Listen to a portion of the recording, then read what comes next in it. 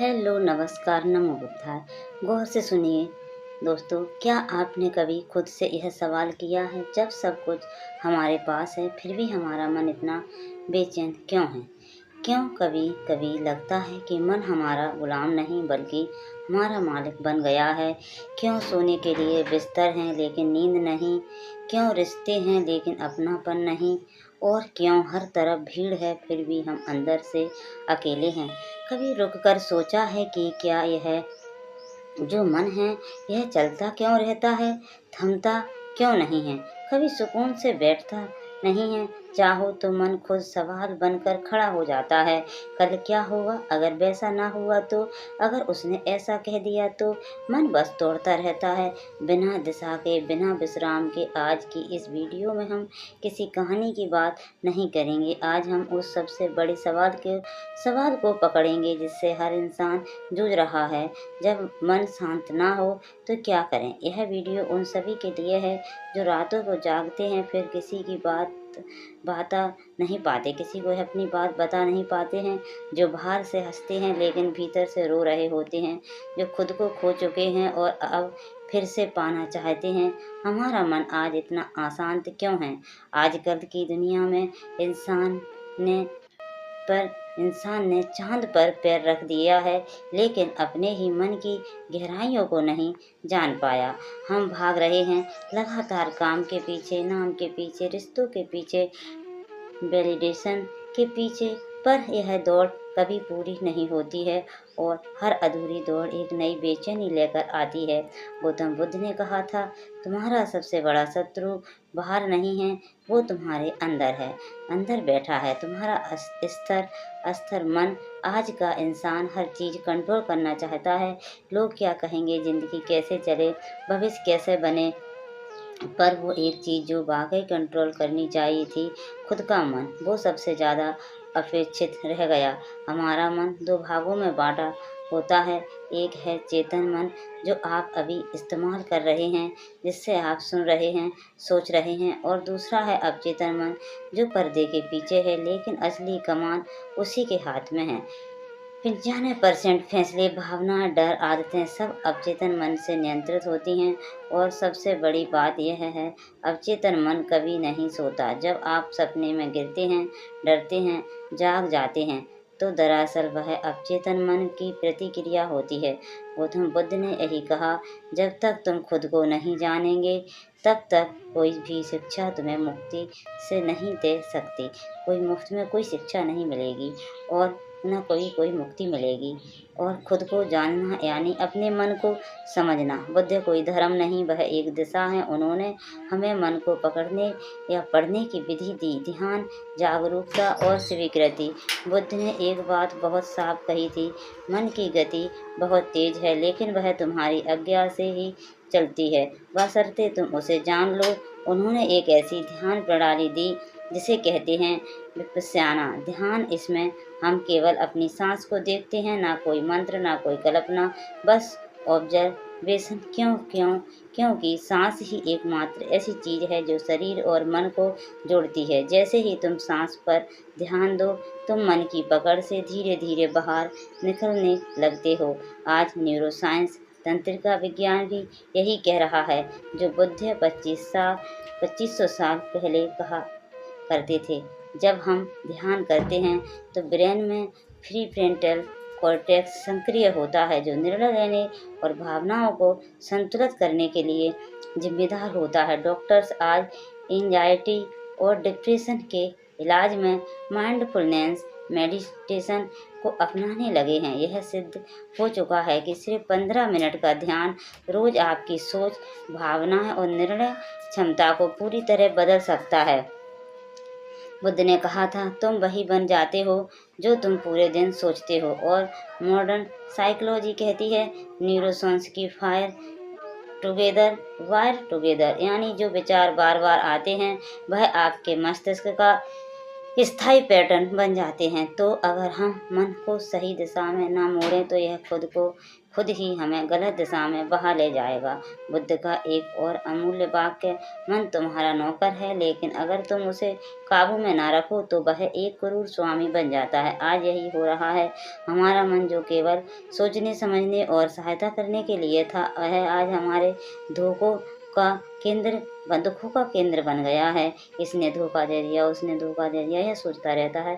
दुखों का केंद्र बन गया है। हम सोचते हैं, फिर चिंता करते हैं, फिर उस चिंता से डरते हैं और डर से भागते हैं, और यह साइकिल कभी नहीं रुकती है। बुद्ध यही कहते हैं कि तुम्हारे दुख का कारण बाहर नहीं, भीतर है। तुम्हारा खुद से अलग हो जाना। जब मन शांत होता है तो आप पहली बार जीना शुरू करते हैं। आप सुन सकते हैं, देख सकते हैं, महसूस कर सकते हैं। शांत मन, शांत स्पष्ट दृष्टि, शांत मन, साफ स्थिर निर्णय, शांत मन, शांत आत्मा से जुड़ाव होता है। जो लोग ध्यान करते हैं उन्होंने यह अनुभव किया होगा कि जैसे जैसे मन शांत होता है, समय की गति धीमी लगती है, क्योंकि अब आप सिर्फ बाहर नहीं, भीतर भी देखने लगे हैं। आपका अवचेतन मन वो महासागर है जो अगर नियंत्रित हो जाए तो आप अपने जीवन की दिशा पूरी तरह बदल सकते हैं। आप रोगों को हरा सकते हैं, भय को मिटा सकते हैं, क्रोध को जलाकर राख कर सकते हैं। यही है आत्म विजय, जो दुनिया की हर जीत से बड़ी है। इसलिए अगली बार जब आपका मन अशांत हो, बेचैन हो, रोना चाहे या चिल्लाना चाहे, तो एक पल रुकिए, अपनी सांस पर लौटिए, बुद्ध की तरह बैठ जाइए और खुद से कहिए, मन तू मेरा हिस्सा है, मेरा स्वामी नहीं। क्योंकि जिस दिन आपने अपने मन को जीत लिया, उस दिन आपको कोई और जीतने की ज़रूरत और किसी को जीतने की ज़रूरत ही नहीं रह जाएगी। और अब जब हमने यह समझ लिया है कि मन क्यों अशांत होता है, अवचेतन कैसे काम करता है और शांति की राह क्या है, तो अगली कड़ी में हम जानेंगे। जब जीवन में अशांति आने वाली होती है, तब कौन कौन से लक्षण पहले दिखाई दे, क्योंकि आने वाला तूफान हमेशा पहले धीमे हवाओं में छुपा होता है। क्या आपने कभी खुद से यह सवाल किया है कि मैं ही क्यों इतना परेशान रहता हूँ? कभी बिना किसी वजह के बेचैनी, कभी बिना किसी कारण के डर, और कई बार तो ऐसा लगता है जैसे मन पर किसी और का कब्जा हो गया हो। क्या मन हमारा सेवक है या हमारा मालिक बन चुका है? हम उसकी सुनते हैं या वह हमें चला रहा है? आज की इस तेज भागती दौड़ती दुनिया में हम सब एक ऐसी मशीन बन गए हैं जो ऊपर से मुस्कुरा रही होती है लेकिन अंदर से टूट रही होती है। हम दिन भर किसी ना किसी चीज़ के पीछे दौड़ते रहते हैं, पैसा, नाम, पहचान, रिश्ते, लक्ष्य, लेकिन रात को सोते वक्त भी मन शांत नहीं होता। सोचते हैं, क्या मेरा मन मुझे चैन से नहीं रहने देता? तो आज मैं आपको उसी सवाल का जवाब देने आई हूँ जिससे लाखों लोग रोज जूझ रहे हैं। मन को कैसे शांत करें? और इसका उत्तर कोई नई तकनीक नहीं है, ये हजारों साल पुराना एक गहरा सत्य है जिसे गौतम बुद्ध ने जाना, समझा और दुनिया को बताया। जब मन शांत ना हो तब इस सत्य को जान लो, मन खुद शांत हो जाएगा। अब बात करते हैं उस पहले और सबसे गहरे कारण की, जो हमारे मन की अशांति की जड़ है। पहला कारण है अस्थायित्व को ना समझना, यानी सब कुछ बदलता है और यह भी बदल जाएगा। गौतम बुद्ध ने एक बहुत ही साधारण लेकिन बहुत ही ताकतवर शब्द दिया, अनिका, जिसका अर्थ है एवरीथिंग इज इम्परमानेंट। सब कुछ बदल रहा है हर वक्त। आपने गौर किया होगा, जब हम दुख में होते हैं तो लगता है कि यह दुख कभी खत्म नहीं होगा। जब हम परेशान होते हैं तो लगता है कि यह बेचैनी अब जीवन भर साथ चलेगी। यह गलती नंबर 1 है, अस्थायी को न समझना। हम यह भूल जाते हैं कि हर भावना, हर विचार, हर स्थिति अस्थायी है। गौतम बुद्ध ने कहा था, जो भी कुछ उत्पन्न होता है वह नष्ट होता है, यानी चाहे वह दुख हो या सुख, क्रोध हो या मोह, गुस्सा हो या अकेलापन, यह सब एक समय के बाद खुद समाप्त हो जाते हैं।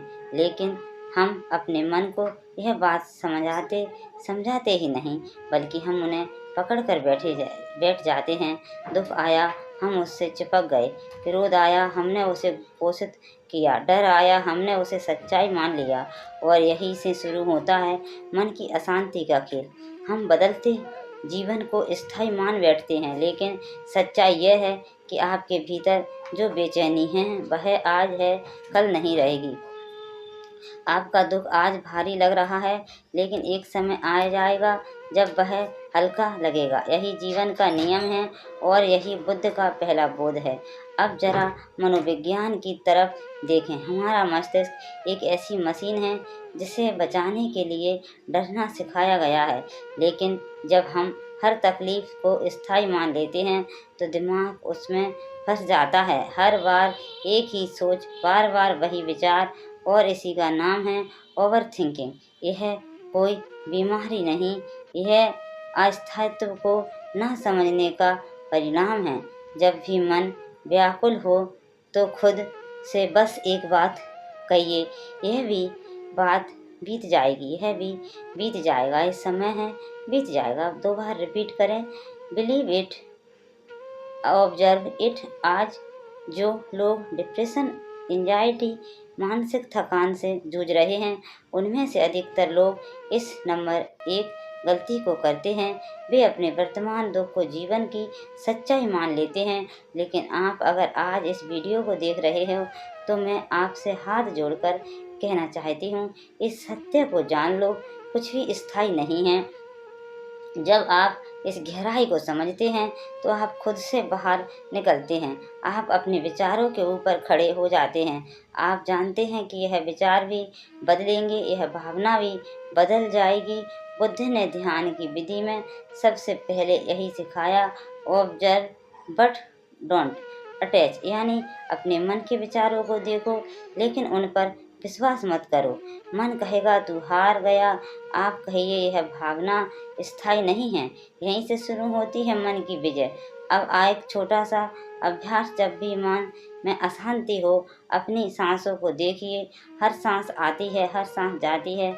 कभी अपने इस पर ध्यान दिया, कभी आपने इस बात पर ध्यान दिया? सांस लेना भी अस्थायी है, हर क्षण आप बदल रहे हैं। अगर जीवन में कुछ भी स्थायी नहीं है तो फिर हम दुख को क्यों स्थायी माने जाते हैं? यही तो है बुद्ध का संदेश है, हर चीज बदलती है, इसलिए शांति संभव है। अब सवाल उठता है, जब हम इस अस्थायित्व को समझ लेते हैं तो हमें क्या मिलता है? आपका मन हल्का होता है, मन की रफ्तार धीमी होती है, आप स्थितियों से ऊपर उठने लगते हैं। अब चीज़ें आपके नियंत्रित नहीं करती, आप उन्हें देख सकते हैं, समझ सकते हैं और उन्हें जाने दे सकते हैं। बुद्ध कहते हैं, वह व्यक्ति जिसे यह ज्ञान हो गया कि कुछ भी स्थायी नहीं है, वह भीतर से आज़ाद हो गया। अब सोचिए, अगर यह बात आपने अपने जीवन में उतार ली तो क्या होगा? आपको कोई दुख अंदर से नहीं तोड़ेगा, आपको कोई क्रोध अपने नियंत्रण में नहीं ले पाएगा। आपका मन अब भावनाओं के थपेड़ों में बहता नहीं रहेगा, बल्कि वह गहराई में उतरकर शांति को पा सकेगा। और यही है पहला दरवाज़ा, मन की मुक्ति का पहला चरण। इसका अभ्यास करो, इसे समझो, इसे जियो, क्योंकि यही वह सत्य है जो हर अशांति का पहला इलाज है। अब जब अगली बार मन परेशान हो तो खुद से कहो, यह जो बात हुई है यह भी बीत जाएगी, यह समय भी बीत जाएगा, यह भी बीत जाएगा, यह भी बीत जाएगा। ऐसा आप बार बार बोलेंगे। यही वह बीज है जिससे शांति का वृक्ष उगता है। और अब अगली कड़ी में हम जानेंगे दूसरा कारण जो मन को और गहराई से बांधता है और उसे अशांत करता है। लेकिन उससे पहले इस पहले सत्य को अपने जीवन में जगह दो। अनेक अस्थायित्व सब कुछ बदलता है। मन बदलेगा, विचार बदलेंगे और आप भी बदल सकते हैं। शांति कोई सपना नहीं है, वह एक समझ है। दूसरा उपाय, मौन का अभ्यास करो। क्या आपने कभी खुद से पूछा है कि जब सब कुछ होते हुए भी मन बेचैन क्यों रहता है। हमारे पास आज सुख सुविधा की कोई कमी नहीं है, फिर भी एक अजीब सी उलझन हमेशा हमारे भीतर चलती रहती है। दिन भर काम, बातें, शोर, नज़ारे मोबाइल पर टिकी रहती हैं। हमारी निगाहें मोबाइल पर टिकी रहती हैं और जब रात होती है तो सबसे बढ़िया शोर बाहर का नहीं, हमारे मन का होता है। इस वीडियो में हम बात करेंगे उस दूसरे उपाय की जो बुद्ध ने हमें सिखाया, मौन का अभ्यास। लेकिन रुकिए, यह सिर्फ चुप रहने की बात नहीं है, यह भीतर की आवाज़ को सुनने की कला है। यह अपने अस्तित्व को महसूस करने का रास्ता है।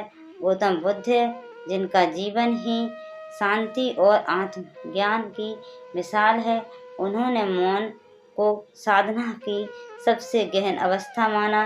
वे कई दिन मौन रहते थे, एक शब्द भी नहीं बोलते थे, न किसी से बात, न किसी से बहस, सिर्फ अपने भीतर उतरते थे। अब सवाल उठता है, आखिर मौन इतना जरूरी क्यों है? क्योंकि आज का मन थक चुका है। वह लगातार बोल रहा है, सोच रहा है, देख रहा है, भाग रहा है, डर रहा है और सबसे ज़्यादा खुद को ही सुन नहीं पा रहा। हम जो सुनाते हैं या सुनते हैं वह बाहर की दुनिया है, हमें जो बोलते हैं वह दूसरों की दुनिया के लिए होता है, लेकिन जो अनसुना रह जाता है वह हमारी अपनी आत्मा की आवाज़। मौन इस गहराई तक पहुँचने का तरीका है जहाँ ना कोई बहस है, ना कोई शोर, ना कोई सवाल, बस एक शुद्ध उपस्थिति है। अब आइए समझते हैं कि मौन से मन को कैसे शांति मिलती है और कैसे यह हमारी मानसिक दिशा को बदल सकता है। दूसरा कारण है मौन का अभ्यास ना करना। अगर आज आपका मन बार बार विचलित होता है, छोटी छोटी बातों में उलझ जाता है, क्रोध आता है, चिंता होती है, भविष्य को लेकर डर लगता है, तो इसका कारण है कि आपने अपने भीतर के मौन को खो दिया है। दिन भर मोबाइल की नोटिफिकेशन, लगातार बातें, सोशल मीडिया की उथल पुथल, यह सब मिलकर हमारे मस्तिष्क को एक अनजाने युद्ध में धकेल देते हैं। मनोविज्ञान कहता है कि हर दिन हम 60,000 से ज़्यादा विचार सोचते हैं और दुख की बात यह है कि इनका 90% हिस्सा वही पुराने विचार होते हैं जो कल थे, परसों थे और कई बार तो सालों से चल रहे हैं। अब हम हर दिन वही सोचते हैं, जो वही चिंता करते हैं, वही क्रोध, वही भय दोहराते हैं, तो हमारा अवचेतन मन, सबकॉन्शियस माइंड, इन विचारों को हमारी असलियत बता देता है या हमारी असलियत बना लेता है। अब सोचिए, अगर आपके अवचेतन में लगातार अशांति, डर और कंपैरिजन, गुस्सा और दुख भरता जा रहा हो, तो बाहर की दुनिया कितनी भी सुंदर हो, भीतर शांति नहीं मिलेगी। मौन क्या करता है? मौन उस बटन को पोज कर देता है जिससे आप एक बार के लिए अपने विचारों की भीड़ को रोक पाते हैं। जब आप दिन भर सिर्फ एक दिन के लिए ना कोई बात करें, ना कोई मोबाइल देखें, ना टीवी, ना म्यूजिक, सिर्फ मौन में रहें, तो आपको ऐसा महसूस होगा जैसे आपके भीतर कुछ ठहर गया है, जैसे हमें थम गया हो।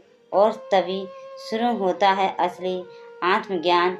अब बहुत लोग कहते हैं, हमसे मौन में बैठा नहीं जाता, मन चंचल हो जाता है, आती हैं, कई सोचें आती ही रहती हैं। बिल्कुल आएंगी, क्योंकि आपने कभी भी अपने मन को शांति देना सिखाया ही नहीं है।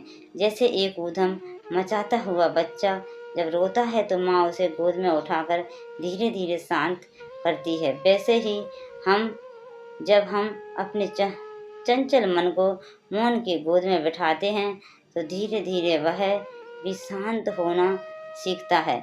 मौन सिर्फ बाहर का ना होना नहीं है, यह भीतर का रुकना है। अब यहाँ एक वैज्ञानिक प्रमाणित करता है। आधुनिक न्यूरोसाइंस यह सिद्ध कर चुकी है कि जब इंसान ध्यान में या मौन में जाता है तो उसका brain wave pattern alpha theta की अवस्था में आ जाता है, जो शांति, रचनात्मकता और गहरे मानसिक संतुलन की स्थिति होती है। इस अवस्था में अवचेतन मन सबसे ज़्यादा सक्रिय होता है और तभी वह हीलिंग और ट्रांसफॉर्मेशन शुरू करता है। इसका मतलब यह है कि सिर्फ दिन भर मौन रहना ही नहीं, बल्कि उस मौन को जागरूकता के साथ जीना आपकी आत्मा और मस्तिष्क के बीच एक सेतु बना देता है। अब बात करते हैं उस अनुभव की जो आप मौन में पाते हैं। जब आप एक दिन मौन में होते हैं, शुरुआत में बेचैनी होती है, बोरियत होती है, मन बार बार बोलेगा, शरीर उठने को कहेगा, लेकिन यदि आप इस बेचैनी को पार कर ले तो आप अपने भीतर एक ऐसा नीला आकाश देखने जिसमें कोई बादल नहीं होंगे। उस क्षण आपको जीवन के हर सवाल का जवाब अपने भीतर ही मिल सकता है। बुद्ध यही कहते हैं, जो उत्तर बाहर खोज रहे हो वह तुम्हारे भीतर मौन में मौजूद है। आपने गौर किया होगा, जब हम किसी पहाड़ पर जाते हैं, समुद्र किनारे जाते हैं या किसी मंदिर में, वहाँ का शांत वातावरण हमें भीतर तक सुकून देता है, क्योंकि वहाँ कौन है। लेकिन असली सवाल यह है कि क्या आप वहाँ मौन अपने भीतर ला सकते हैं? उत्तर हाँ। अब यह मत सोचिए कि इसके लिए आपको जंगल में जाना होगा या आश्रम में रहना होगा। नहीं, बस एक दिन तक करिए अपने लिए। एक दिन जहाँ आप सुबह से रात तक मोबाइल नहीं चलाएंगे, किसी से बात नहीं करेंगे, टीवी म्यूजिक सब बंद, बस बैठेंगे अपने साथ। शुरुआत में 10 मिनट, फिर 30 मिनट, फिर एक दिन, और धीरे धीरे यह मौन आपकी ऊर्जा बन जाएगा। और उस मौन में आप जो अनुभव करेंगे वह किसी भी किताब, किसी भी प्रवचन या किसी भी वीडियो से कहीं से ज़्यादा गहरा होगा। मौन इससे कहीं ज़्यादा गहरा होगा। मौन वह दावा है जिसे आप खुद ही बना सकते हैं, और मौन एक ऐसी दवा है जिसे आप खुद ही बना सकते हैं। और यह दवा न सिर्फ मन को शांत करती है, बल्कि आपके आत्मविश्वास को, आपकी सोच को, आपके निर्णय को, आपके रिश्तों को, और सबसे बढ़कर आपके जीवन के उद्देश्यों को भी साफ कर देती है। अब जब हम बुद्ध के दूसरे उपाय को समझ चुके हैं, मौन का अभ्यास करो, तो यह जानना बहुत ज़रूरी है कि जब हम यह मौन साधते हैं तो इसका असर हमारी पूरी चेतना पर पड़ता है। आपका मन जो अब तक आपका मालिक बन चुका था, वह मौन में आपका सेवक बन जाता है। आपका शरीर जो थक चुका था, वह मौन में फिर से ऊर्जा प्राप्त करता है, और आपकी आत्मा जो खो चुकी थी वह मौन में फिर से गाने लगती है। अब जब अगली बार आपका मन बेचैन हो, विचारों का शोर बढ़ जाए, आपको लगे कि कोई जवाब नहीं मिल रहा है, तो चुप हो जाइएगा, बिल्कुल शांत हो जाइए, बोलना बंद करिए, सुनना बंद करिए, और उस मौन के गर्भ में उतर जाइए, क्योंकि वही है वह शांति जिसका आप बरसों से इंतजार कर रहे हैं।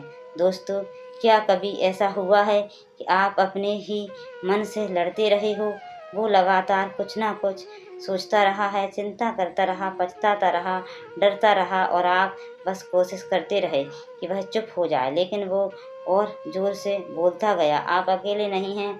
आज की इस भागदौड़ भरी ज़िंदगी में हर कोई इसी दौड़ में फंसा हुआ है। काम, रिश्ते, सोशल मीडिया, अपेक्षाएं और अनगिनत विचार। पर आज हम बात करेंगे उस एक सबसे महत्वपूर्ण बात की, जो इस अशांति का हल बना सकती है। उसका नाम है स्वीकार करना कि संघर्ष करना। यही है तीसरा उपाय। स्वीकार करो, संघर्ष नहीं। गौतम बुद्ध ने कहा था, जिससे तुम लड़ते हो वह और ताकतवर बनता है, और जिससे तुम समझते हो उसे तुम पार कर सकते हो।